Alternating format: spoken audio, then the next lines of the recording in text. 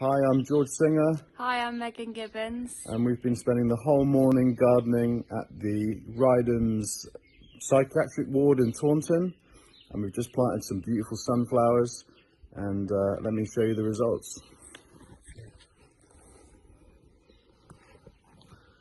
So these are our 6 sunflowers we've just planted.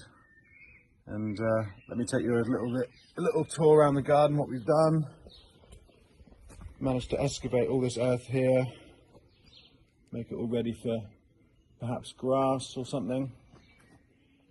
And all these flower beds all the way up to the entrance.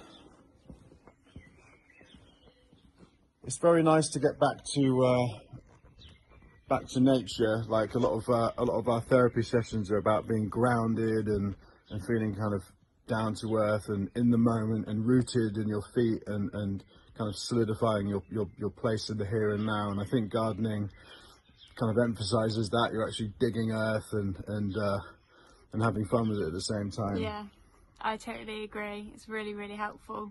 Yeah, great. Well, best of luck with the project, and thanks very much for giving us the opportunity.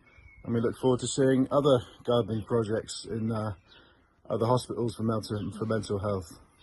See ya. Bye. Bye.